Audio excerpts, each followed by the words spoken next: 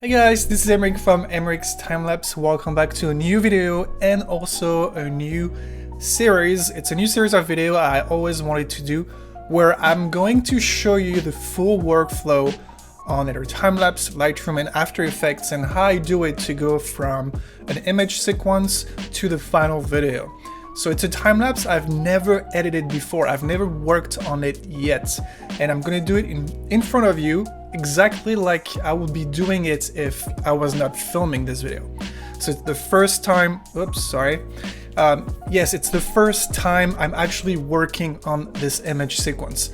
So I'm gonna show you the different steps, how I go from LRTimelapse to Lightroom to After Effects, if I have any problems, how I overcome those problems, how I clean the time-lapse, and obviously at the end of this video, I'm gonna show you the final results. And obviously, I'm not gonna show you all the render and export because it's gonna take a long time probably, so I'm gonna cut everything for you and hopefully this video is gonna be under 30 minutes. I think that would be perfect. So this is the first video of this new series, full workflow, full time-lapse workflow, something like this. And today I have a beautiful sunrise of Los Angeles I actually shot a couple of days ago and I need to edit this time-lapse. Let's do this.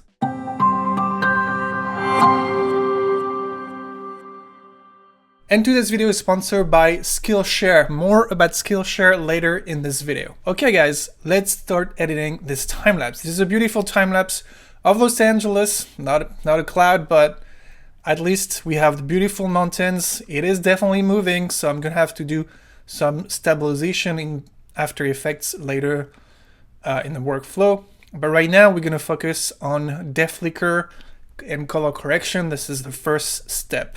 So I'm not gonna go in details, but yeah, if you want more details on how I do everything, there is all my classes available on my website. Check the link in the description. But I'm still gonna show you the different steps. All right, so first things first, keyframes, obviously.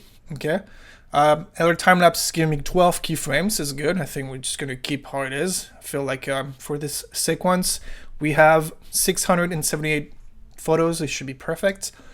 Let's do the Holy Grail Wizard. I'm gonna rotate this to make sure it's centered. I think I'm gonna go more like this instead of like this because here it's like daylight and I feel like I want the nighttime to be closer to the middle and the daylight is fine if it's all under exposed. It's not that much, it's pretty good. I'm not gonna touch stretch, I'm gonna save. And I'm gonna bring all of this to our time-lapse. Nope, Lightroom, which is the next step for color correction. Okay, looks like it's done. Make sure you go first photo. All right, let's develop this little baby. Something that I've been doing is actually to use Adobe Landscape. It creates, as you can see, more vibrant, more saturated, more contrasty colors. But I've actually been really liking it and working with Adobe Landscape lately for all my colorful sunset and sunrises I've been shooting. So let's do this. I'm gonna push up a tiny bit the exposure, remove a little bit of highlights, see all the details we get in the sky.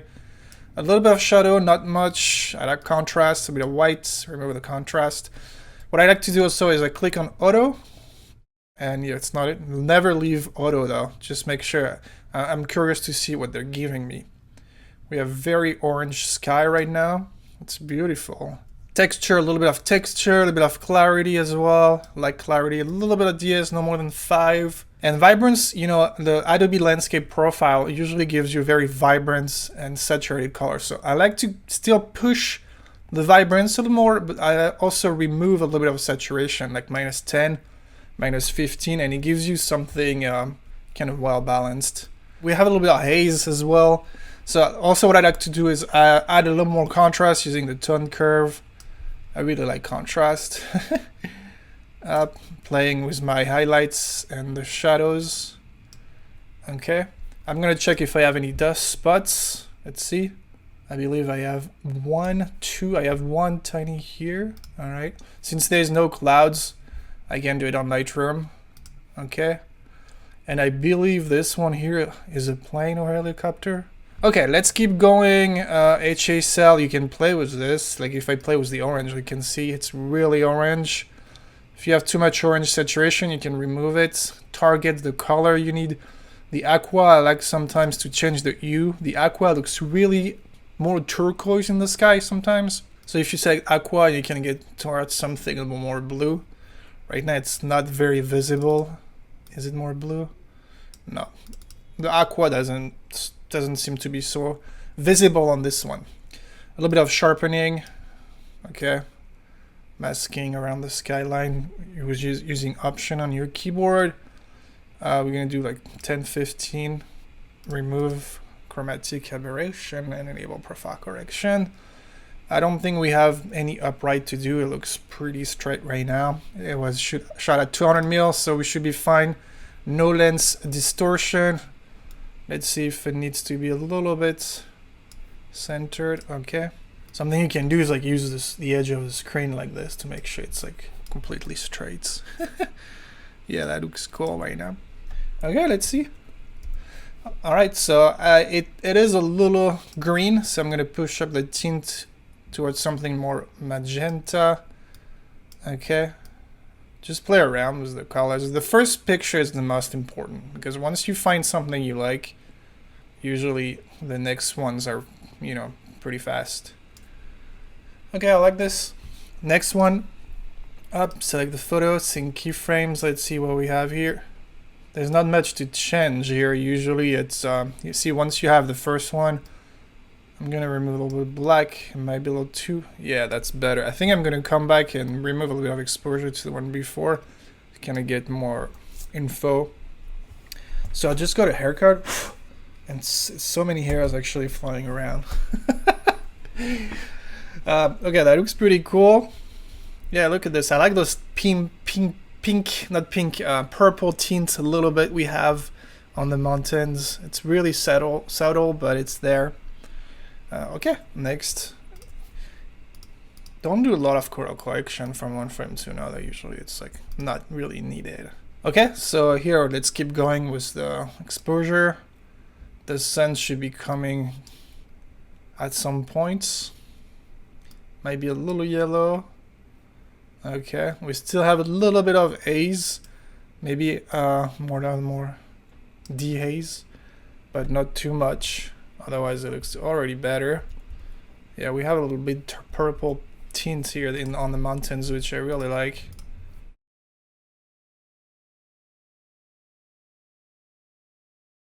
See, I really like doing like very natural colors, color correction. I think it's just make a difference when you like selling your work online later.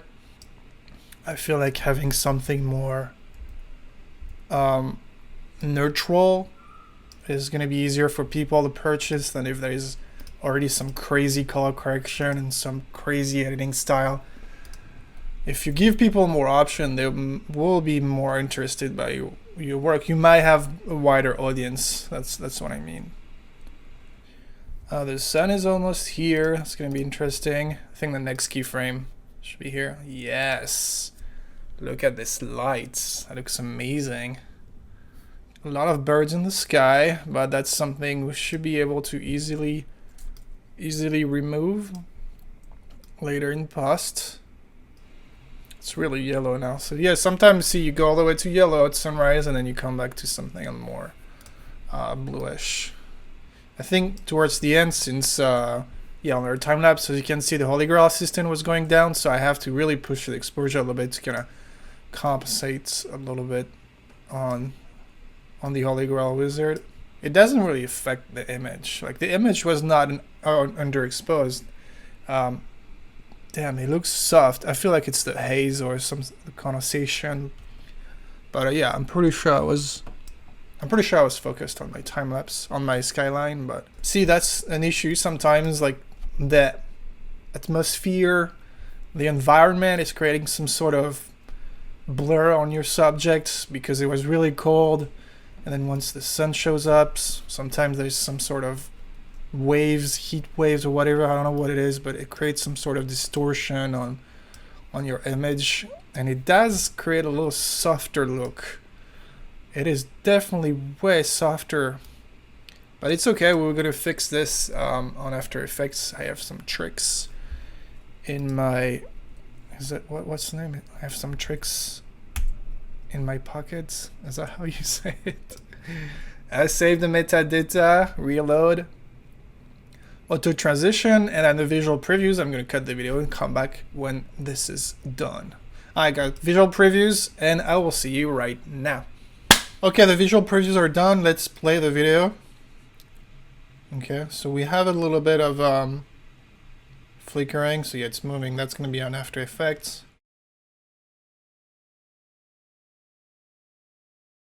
Wow, tons of birds, but that's gonna be super easy to remove them. Okay, so since at the beginning we have this screen here, I don't think it's affecting a lot, but I believe the screen could be affecting a tiny bit the luminance curve. So what I'm gonna do is select the first frame and just, you know, select the reference area in the sky, which technically should be a little smoother. Not a lot, but a tiny bit, at least for the night part. So LRTimelapse is like recalculating the data, and then we will finally be ready to do the visual deflicker.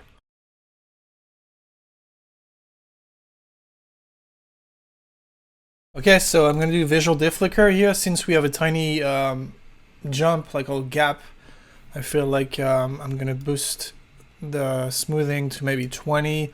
Usually 2 passes in enough, and just apply it. It's gonna take another like 5-10 minutes, and then when this is done, well, we are ready to export the video. I will see you there. Okay, we are now ready to go to the next step, so we can preview the time lapse if we want to before we export. Don't mind, obviously, the shakiness in the birds. This is going to be the last step, the cleaning. Just check if you have flicker. There's no flickering at all. Time lapse looks beautiful. Yeah, it's really nice. Okay, so now that we're done, look at the curve. This is the luminance curve. It's really smooth, so we're ready to export the video. You can obviously export the video using Lightroom and LRTimelapse. You do it the way you want it, but when I do my video export, I usually use After Effects. So let's switch to After Effects. I have an export open recent. I have an export project right there. Okay, all of this have been exported. I usually don't do one time lapse at a time. I usually do like a batch export. So I'm gonna import my sequence, which is going to be, yeah, I'm checking if it's rolling. 2021 Los Angeles, and this is this one. Wait, is that this one? No, that's not. That's this one. Baldwin Sunrise. Click on the first one. Okay, camera raw sequence. Open. We don't need to do camera raw since we already did everything on Lightroom. Double checking if it's 2997. Okay, we're good to go. I'm gonna create a new sequence, and usually what I do is come in K. Obviously, everything is on the other screen. I'm gonna rename it, so Baldwin Hills Sunrise, okay. I have a preset template for 4K time lapse, so if I just click here, it gives me the dimension I want to export the time lapse in, and I also have some keyboard shortcuts to go faster, so Option, Command, Shift, H actually resize the clip directly to the 4K plus. Poof, so I don't have to do it manually. You can go into After Effects, Preferences, I believe, or Edit, I forgot where it is. Keyboard shortcuts, it's in Edits, Keyboard shortcuts, and you can like manually like change the settings for what you want. So if I do my Option, Command, H, which is not, I think it's like resize, resets, resize, size it, fit maybe. Yeah, that's fit layer to comp with. That's this one, Option, Command, Shift, H. So it's not here by default. You need to do it yourself and just choose whatever you want. Okay, so now what I can do is just open here, transform, and change the position. I need to crop from the 3:2 ratio to 69. Oops, that's the wrong one. Okay, so I think I can, I'm gonna hide like the sign down below. Can keep a little bit of trees. I don't want too much sky, but I think that would look better. When I'm ready to export, I do Control-Command-M. It's important. Nope. Every time. I think it's actually just Command-M. Is it? Yep. So add the time lapse to the queue. You can select your codec here. Damn it. And for my options, here I have like again a template, a preset for 4444, 16-bit, which is trillion colors. But when I have batch export, I just queue it in Adobe Media Encoder. Switch to Media Encoder. You can see now my time lapse is right there. You can click on here, which is dynamic link connection, and check if the video export are the same. Here we have, yes, 16 bits, maximum depth, which was the trillion colors. Use maximum render quality. Okay, no audio. And we can click here. So this is not a final export, this is a first export. So it's gonna go here, save, and let's export it now. So the great thing about Media Encoder is usually using less CPU and RAM, which means you can do whatever you want on your computer without any problem. After Effects takes a lot of power when you're exporting a clip. So here what I can do is I can go back to After Effects, save the project, and just quit it. I don't need to keep After Effects open. Media Encoder is still going to export the time lapse, and I can, just hide it and do whatever else I want.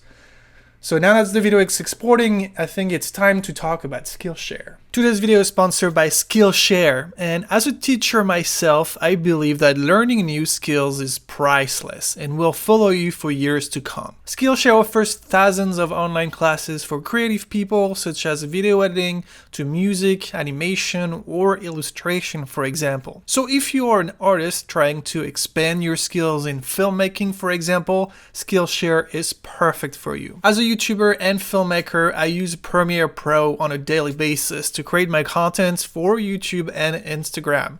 This is my favorite editing software. If you want to learn Premiere Pro, Skillshare offers a great class called Video Editing with Adobe Premiere Pro by Jordi van de Put. It will go over all the essentials such as video transitions, text and graphics, speed ramping, or export settings, for example. If you're having issues finding your own creative style, Skillshare also has a class for this. I highly recommend watching Find Your Style by Andy J. Pizza that will help you discover your own creativity. And since Skillshare is actually sponsoring this video, they are offering a free trial to the first 1,000 people who click on the link in the description below. So yeah, you will receive a free trial, and even after this, for less than $10 a month, you can get access to everything Skillshare has to offer. So check the link in the description below, and let's go back to our time-lapse video. Okay, it's the next day, and I can see my lens is dirty, but it should be fine. It's the next day, it's Tuesday. Anyway, it's the next day. Usually that's what I do. I export my time lapses and I wait one day or two, and then I start the cleaning so I can have a fresh mind. I'm not like rushing onto the time lapse to finish it. I'm just taking my time, and I feel like I'm doing a better work. So the next step, when the first export is done, it's to actually re-import it into After Effects and clean it. There's 99% of the time something you can clean on a time lapse, and it's the case today. We have a little bit of shakiness. I saw a blurry frame, and obviously tons of birds because it's the morning.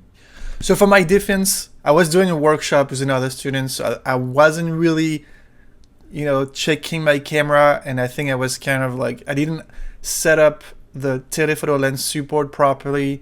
It wasn't tied properly because I was also focusing on my student's camera. Yes, that's why it's kind of moving a little bit when I'm doing the exposure ramping, but it's not bad. So the first thing I do is usually load the time lapse in half quality and just play it full speed to see what needs to be done. So yeah, we have stabilization, birds, and I think a couple of blurry frames, but that seems to be it.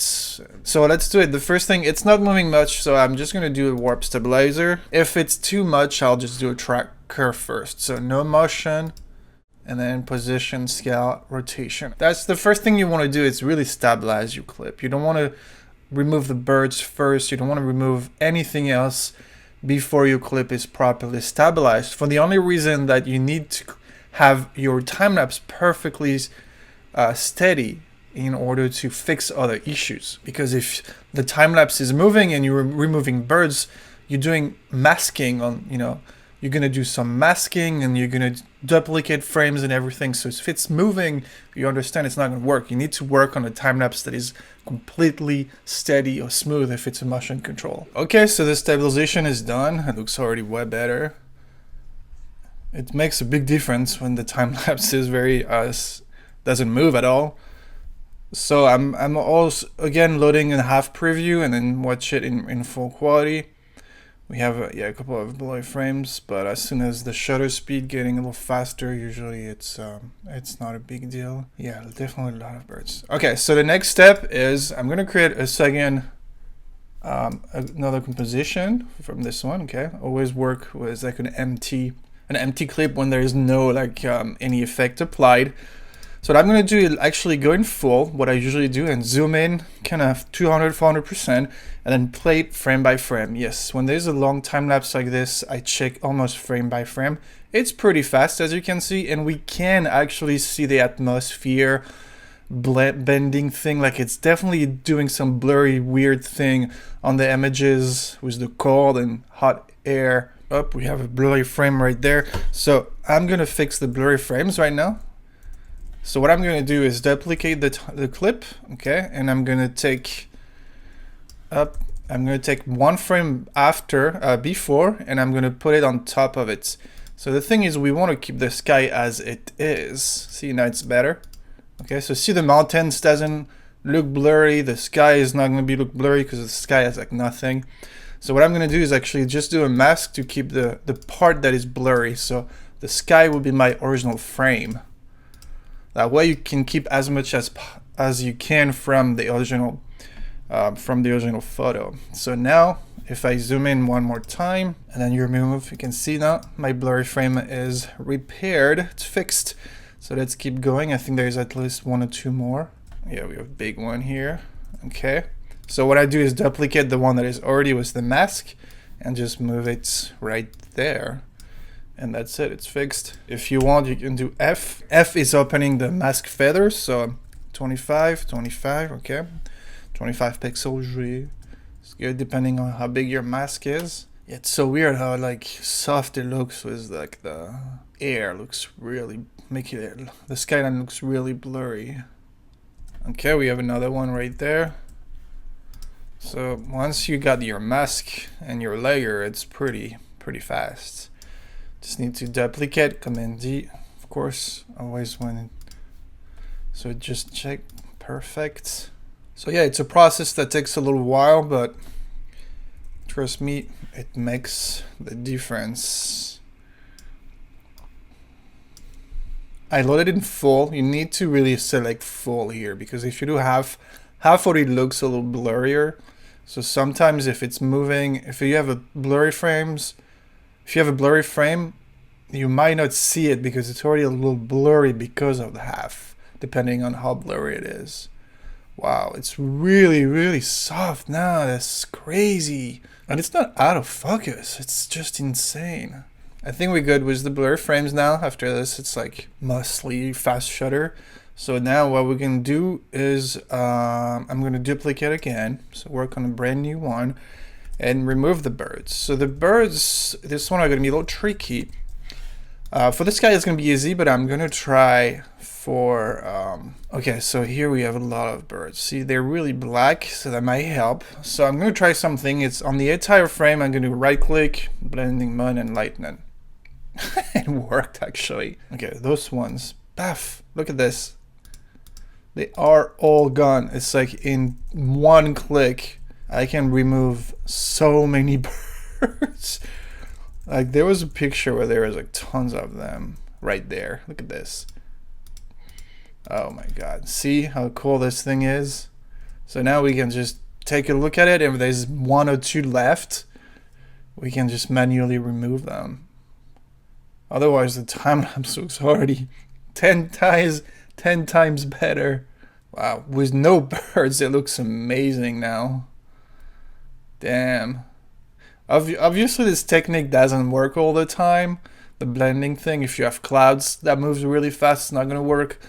You can see it's creating some sort of weird thing here with the traffic, but it's not too bad. And see if there's anything wrong. You can see the birds at the bottom here are kind of like doing some weird glitch. It's only on a few frames. So what I'm gonna do is duplicate the original one, and we're gonna clean those birds manually, not one by one, but see, I have a technique. Okay, so it starts right there, okay? There's one right there as well. Oh, I am, this is because I have the top one, okay. I'm just gonna focus on the one at the bottom. Okay, I think it's pretty much right there, would be the last one. So I'm gonna keep this layer as a reference, okay? And I'm gonna move after, and then see, since the light is not changing much, I think I can draw a mask in that area to kind of remove the birds. So it would be like 5 frames after on top of those birds. And I think the light shouldn't be moving so much. Okay, one more frame, all right. And there you go, see? If you want to blend it to make sure it's perfect, it's a big mask here, so maybe 150 px. Do we have any other birds? The time-lapse already looked so much better, just stabilizing and removing the birds. Like, see, it take me a little while because I'm explaining what I'm doing. Okay, we have more birds right there. So see, the effect doesn't, the blending mode doesn't work 100%, but it does like 99% of the job, and then you just like adjust the few frames later.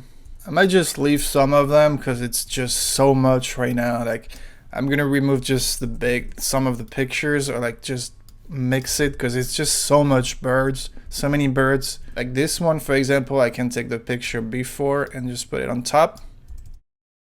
So up, take the picture before. Okay, I'm gonna mask, damn it, every time. I'm gonna mask this area. Okay, what you can do is like rename this one by before, okay, and then we can duplicate this layer and then put it after. So that would be the frame after. So we're gonna rename this after, okay? Because sometimes the picture before works, but sometimes the picture after works. So here the picture after should technically work. But there's more birds. Oh my god! So what I can do is duplicate the 2 before and then move it 2 frames over. There are 2 colors, so the blending mode didn't really work for the white part of the bird. But otherwise, it's just the clip is like 99% much better. And again, 99% of the people probably won't see those birds. I know it's there because I'm going frame by frame. I feel like it's pretty damn good. Like, see, I was actually looking at the skyline. I didn't even see the birds. So, all right, I think that works. Removing birds, obviously, I keep telling you it's important. If it's not a big deal visually, just don't, don't go crazy about those birds trying to remove them. See here, I call it saying like, okay, I can see those birds, but they're really light and it's really not that bad. All right, next step now would be to kind of make the video a little sharper because this is just not sharp at all. I'm gonna use the plugin called Reduce Noise by Neat Video. I don't think there's much grain, but we'll see what it gives me. Draw squares. Yeah, there's 1.2. We're gonna build the profile and begin. Okay, it's gonna remove a little bit of grain. Usually I don't do 0%. I keep a little bit of grain, so minus 30% should be fine. Adjust in preview. We're gonna go spatial, and absent sharpening. I think we're gonna go not too crazy, but more than usual because, as I said earlier, it was a little soft with the heat thing. All right, let's see how that looks. You don't want to look too.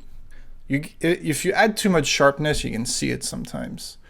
So just find the right balance where it looks sharp, but it doesn't look like you added sharpness. Well, I think I have to go way more than usual. Usually I do 25, 50, 100%. It's way enough, but here it's so soft. I feel like, yeah. Anyway, that looks already better. And if you have some contrast flicker, sometimes I just add a little bit of flicker free by Digital Anarchy. Okay, go here and do time lapse, but make sure it's not affecting like the planes or anything else. So sometimes moving the sensitivity to something like 5 or 10 and the time radius to like 4 or 5 usually is gonna works great. And then you can do half one more time and then load the time lapse one more time to see if it looks weird right now because it's in half with the sharpness. But if you load it in full with the sharpness, it looks pretty okay. For some reason, it's just so soft on this one. But that's how it is. It's, you know, the environment. I'm gonna remove this one and just load it to do like a final check. And if it's ready, we're just gonna export it. So yeah, removing the birds, I know it's it can be time consuming. I don't remove 100% of all the birds or the planes or whatever helicopters. I remove them if I feel like they're distracting. If I feel like they're gonna drag your viewer eye towards it, because it's like a black spot, it's like a flash sometimes, which doesn't look good. So if they're not distracting, if they're far away, really tiny, I'm just gonna leave them.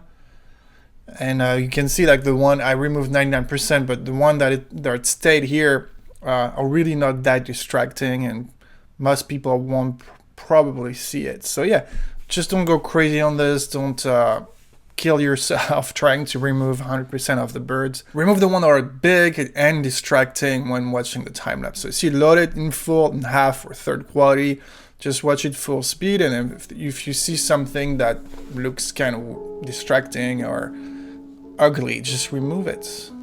So this is before the cleaning.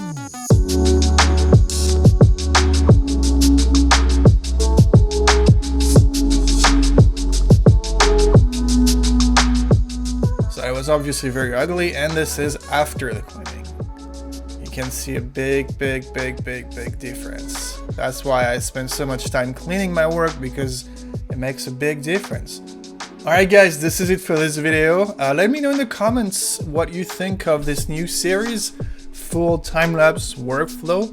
And yeah, I'm gonna try to do one per month. I think it's it's a lot of work. As you can see, it took me 2 different days to shoot it. It's more than an hour of recording that I want to take down to 30 minutes. And yeah, it's a lot of rendering and exporting and file. But let me know, I really like doing this kind of video. And if you want to learn more about cleaning and about time-lapse photography in general, check my classes. All my online classes are in the description below. Check that out. There's anything you want to learn in time-lapse photography. Don't forget to subscribe. Thank you again for watching, and I will see you next Friday. I have for an awesome vlog. Can't wait to share that one. See you next Friday. Bye bye.